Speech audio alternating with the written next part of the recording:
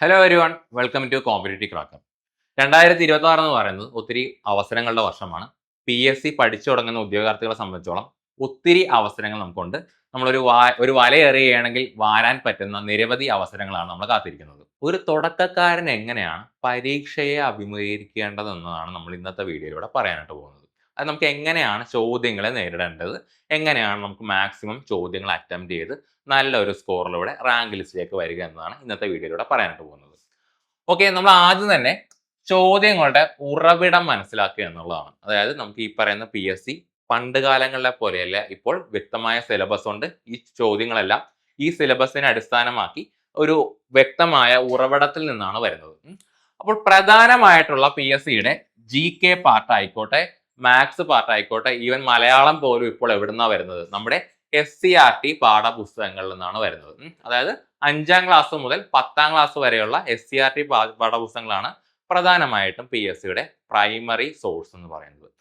പിന്നെ നിങ്ങൾ +2 ലെവലോ അല്ലെങ്കിൽ ഡിഗ്രി ലെവലിലോട്ടൊക്കെ പോകുമ്പോഴാണ് എന്ത് വരുന്നത്? NCERT ടെക്സ്റ്റ് ബുക്കുകൾ വരുന്നത്.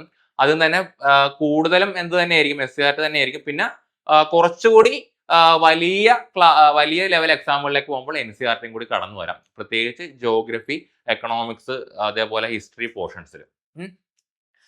ഇനി അതോടൊപ്പം തന്നെ കറണ്ട് അഫയേഴ്സ് എന്നുള്ളത് നമുക്ക് ഇമ്പോർട്ടൻ്റ് ആണ്. പ്രധാനമായിട്ടും ഈ പറയുന്ന മലയാളത്തിലുള്ള പത്രങ്ങൾ തന്നെയാണ് ചോദിക്കാറുള്ളത്. ഇനി ഡിഗ്രി ലെവലിലൊക്കെ പോവുകയാണെങ്കിൽ ഹിന്ദു പോലെയുള്ള പത്രങ്ങൾക്ക് റെഫർ ചെയ്യാം. അപ്പോൾ ഇപ്പോൾ തന്നെ പത്രവായന തുടങ്ങി നിങ്ങൾ പത്രത്തിൽ വരുന്ന കാര്യങ്ങളെല്ലാം ഒരു ചെറിയ നോട്ട് ബുക്കുകളിൽ എഴുതി വെക്കുകയാണെങ്കിൽ നമുക്ക് ഓരോ മാസത്തെയും കറണ്ട് അഫയേഴ്സ് ഒരു നോട്ട് ബുക്കിലാക്കി വെക്കാം. അപ്പോൾ നമുക്ക് പരീക്ഷ ആവാൻ നേരത്ത് കറണ്ട് അഫയേഴ്സ് പഠിക്കാൻ വേണ്ടി ഒന്നും പോകേണ്ട. നമ്മൾ ഡെയിലി പഠിക്കുന്ന കാര്യങ്ങൾ ആഴ്ചയിൽ ഒരിക്കൽ റിവൈസ് ചെയ്ത് പോവുകയാണെങ്കിൽ കറണ്ട് അഫയേഴ്സ് എന്നുള്ളത് നമുക്ക് സെറ്റാക്കി വെക്കാം. ഇനി അതേപോലെ തന്നെ ഈ SCERT പാഠപുസ്തകങ്ങളും അതേപോലെ തന്നെ NCERT പാഠപുസ്തകങ്ങളും വരുന്ന ഒരു പ്ലാറ്റ്ഫോമാണ് ഈ പറയുന്ന നമ്മുടെ സമഗ്ര.com എന്നുള്ളത്. കേരള ഗവൺമെന്റിന്റെ ഒരു ടെക്സ്റ്റ് ബുക്കുകളുടെ ഒരു PDF ബാങ്ക് ആണ് ഈ പറയുന്ന സമഗ്ര.com എന്നുള്ളത്. അപ്പോൾ ഇത്രയേറെ കാര്യങ്ങൾ നമുക്ക് മനസ്സിലാക്കണം. അതായത് ചോദ്യങ്ങൾക്ക് എല്ലാം ഒരു ഉറവിടമുണ്ട്. ഈ ഉറവിടങ്ങൾ എവിടെ നിന്നാണെന്നുള്ള കാര്യമെല്ലാം മനസ്സിലാക്കണം. അപ്പോൾ നമുക്ക് ഈ ചോദ്യങ്ങൾ എവിടെ നിന്നാണ് നമുക്ക് മനസ്സിലാക്കാൻ പറ്റും. ഇനി പരിശീലിക്കാൻ പ്രസ്താവന ചോദ്യങ്ങൾ. അതായത് നമുക്കിപ്പോൾ പണ്ടൊന്നും PSC ഇങ്ങനെയുള്ള പ്രസ്താവന രീതിയിൽ ചോദ്യങ്ങൾ ചോദിക്കില്ലായിരുന്നു. ചോദ്യം വരും, 4 ഓപ്ഷൻസ് വരും, അതിലൊരെണ്ണം ശരി ഉത്തരമായിരുന്നു. പക്ഷെ ഇപ്പോൾ അങ്ങനെയല്ല. എങ്ങനെയാണ് പ്രസ്താവന ചോദ്യങ്ങൾ നമ്മൾ മറികടക്കേണ്ടതെന്ന് നമ്മൾ അറിഞ്ഞിരിക്കണം.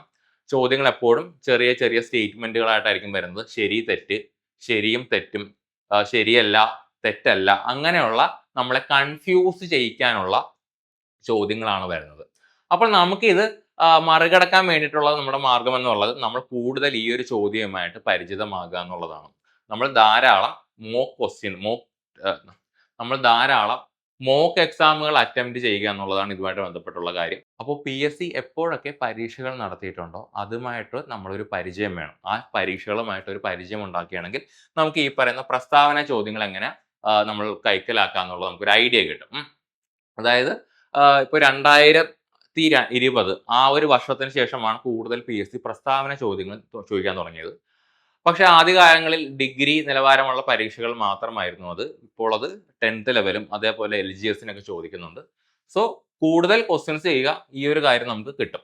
നമ്മൾ എങ്ങനെയാണ് ഒരു പ്രസ്താവന ചോദ്യം വിശകലനം ചെയ്യുന്നത്, അതോടൊപ്പം തന്നെ എങ്ങനെയാണ് മറ്റുള്ള ഓപ്ഷനുകൾ, തെറ്റായിട്ടുള്ള ഓപ്ഷനുകൾ ഡിലീറ്റ് ചെയ്യുന്നത്, എലിമിനേറ്റ് ചെയ്യുന്നതുമായി ബന്ധപ്പെട്ട ഒരു വീഡിയോ നമ്മൾ ചെയ്യുന്നതായിരിക്കും.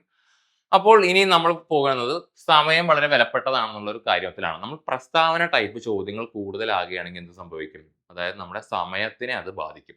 അതായത് പരീക്ഷ ചിലപ്പോൾ സിമ്പിൾ ആയിരിക്കും, പക്ഷെ നമ്മൾ ഈ ചോദ്യം എല്ലാം വായിച്ച് ഒരു സമയമെടുക്കും. അതായത് 1.5 മണിക്കൂർ പരീക്ഷയിൽ നമ്മൾ ചോദ്യം വായിക്കാൻ തന്നെ പകുതി സമയം കളഞ്ഞാൽ പിന്നെ കറുപ്പിക്കാനായിട്ട് നമുക്ക് സമയം ഉണ്ടാകില്ല. ഇപ്പോൾ അങ്ങനെ ചെയ്യുന്ന ഒരു ഇതാണെങ്കിൽ നമുക്ക് ഈ ചോദ്യങ്ങൾ വായിച്ചിരിക്കാൻ പോവുകയാണെങ്കിൽ ഒരു 60-70 മാർക്ക് ആകുമ്പോഴേക്കും നമ്മുടെ കറുപ്പിക്കൽ നിൽക്കും. അപ്പോൾ തന്നെ നമ്മുടെ ഇൻവിജിലേറ്റർ പേപ്പർ വാങ്ങിയിട്ട് പോകും. സോ നിങ്ങൾ കൂടുതൽ മോക്ക് എക്സാമുകൾ ടൈമർ വെച്ച് 1.5 മണിക്കൂറിന് ടൈമർ വെച്ച് നിങ്ങൾ പരീക്ഷ എഴുതുകയാണെങ്കിൽ നമുക്ക് ഈ പറയുന്ന സമയം കിട്ടാത്ത ഒരു അവസ്ഥ എന്ത് ചെയ്യാൻ പറ്റും? ഒഴിവാക്കാനായിട്ട് പറ്റും. അപ്പോൾ കൂടുതൽ സമയം എടുക്കേണ്ട സിറ്റുവേഷനിൽ നമുക്ക് എന്ത് ചെയ്യാൻ പറ്റും? നമുക്കത് മറികടക്കാനായിട്ട് പറ്റും. ഓക്കെ, അപ്പോൾ 2026 സംബന്ധിച്ചോളം ഏറ്റവും വലിയൊരു വാർത്ത വരുന്നത് ഈ വർഷം അവസാനം തന്നെ LD ക്ലർക്കിന്റെ നോട്ടിഫിക്കേഷൻ വരും. പാവപ്പെട്ടവന്റെ IAS എന്നറിയപ്പെടുന്ന ഒരു സ്വപ്ന ജോലിയാണ് ഈ പറയുന്ന LD ക്ലർക്ക്. അപ്പോൾ എല്ലാവരും തന്നെ പഠിച്ചു തുടങ്ങാം. നമ്മുടെ LD ക്ലർക്കുമായിട്ട് ബന്ധപ്പെട്ട് നമ്മുടെ കോമ്പറ്റേറ്റീവ് ക്രാക്കർ പുതിയ ബാച്ച് സ്റ്റാർട്ട് ചെയ്തിട്ടുണ്ട്. അപ്പോൾ എല്ലാവരും കോമ്പറ്റേറ്റീവ് ക്രാക്കറിലേക്ക് വരിക. ഈ വർഷം നമുക്ക് അടിച്ചു പൊളിച്ച് പഠിക്കാം. അതോടൊപ്പം തന്നെ ഇനിയുള്ള വർഷങ്ങളിൽ നമുക്കൊരു ഗവൺമെന്റ് ഓഫീസിൽ തന്നെ ഒരു ജോലി ചെയ്യാനുള്ള അവസരം ഉണ്ടാക്കാം. അപ്പോൾ താങ്ക് യു എവരിവൺ. മറ്റൊരു വീഡിയോയുമായിട്ട് പിന്നെ കാണാം.